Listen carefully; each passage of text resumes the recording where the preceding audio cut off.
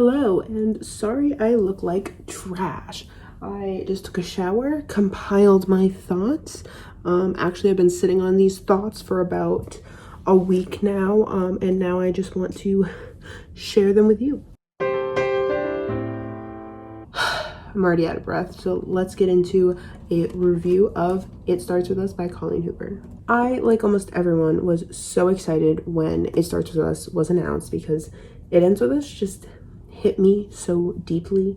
I was not the biggest fan of it in the sense of it wasn't my favorite Colleen Hoover book, but I did love it in the sense of it really got me thinking and it had a lasting impact on me. I also wasn't like hyped up about Atlas in the way a lot of people are. I thought he was a nice guy. I thought he was a good character. I thought he was good for Lily, but I wasn't hardcore shipping it like a lot of people do. But I was still so excited for It Starts With Us, especially because of how pretty this cover is. Like, I do have to just give props. Like this, like beautiful. It is like gorgeous. The actual story is about Lily and Atlas after the events of It Ends With Us. It picks up right after the epilogue in It Ends With Us, and it jumps right into Atlas's point of view and how he's feeling right after seeing Lily for the first time in years. They're trying to find a place for each other in each other's lives because their lives are so chaotic and complicated, especially Lily's problems with Ryle and the custody agreement of it all. Like I mentioned before, it is dual POV, which I was excited for because I love dual POV books, and It Ends With Us was not a dual POV book, which I'm glad it wasn't because that'd be really weird. Atlas is kind of battling his past while also trying to work things out with Lily, while Lily is trying to work things out with Ryle because she wants to be with Atlas, but she knows that will cause a whole heap of problems with their new routine of parenting.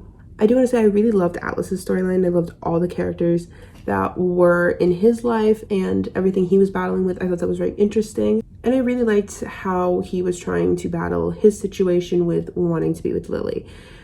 On the other hand, Lily's situation with Ryle made me want to scream. Ryle is a piece of shit in this book, but did we expect anything else? I am not saying I wanted Ryle redemption arc because I did not, but by the end of this book, I really wanted him to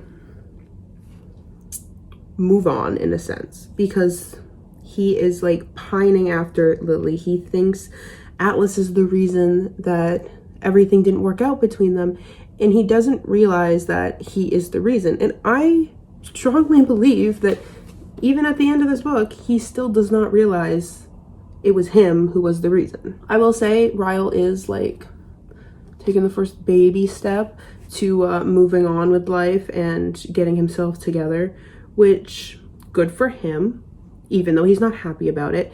But what I really wanted was for him to see clearly. I am in no way saying he is a good person because he is not, and I do not support him, and I did not want a redemption for him in this book. But I did want him to acknowledge that it was not Atlas that was the problem with his marriage, it was him. And I feel like he didn't do that, and he spends the entire book being a piece of shit, even at the end. When this book ends, I just don't see how Lily and Atlas can live their happily ever after with Ryle still in the picture for Emerson.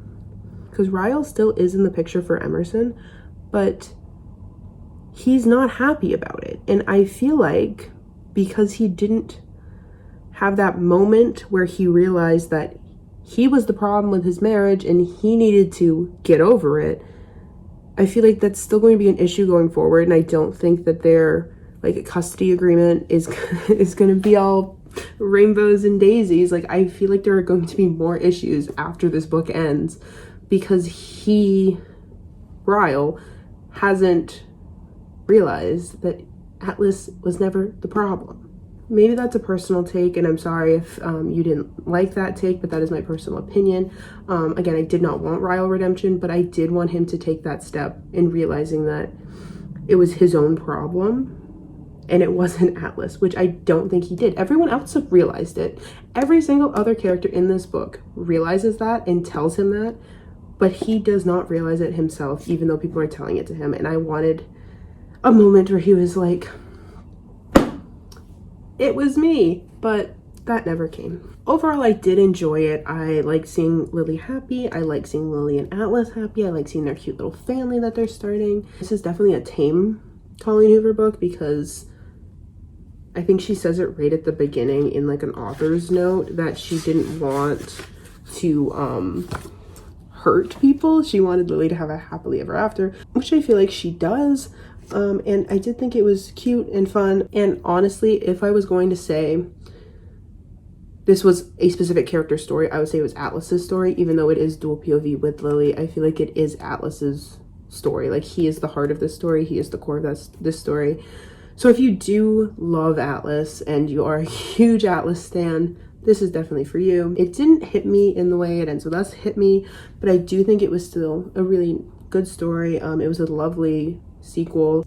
I rate It Starts With Us a 3.75 because I just feel like it is just not a 4-star read for me, but it is still really good. I did enjoy it. I read it in one night and I'm happy I read it. I do think that it lacks at some points, and at some things I was like, oh my god, like what is this?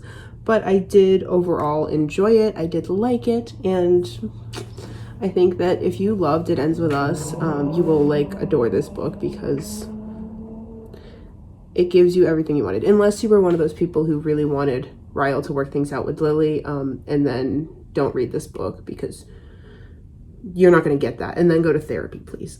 And that is all. That is my review of It Starts With Us by Colleen Hoover. I hope you enjoyed, and I will see you next time. Bye.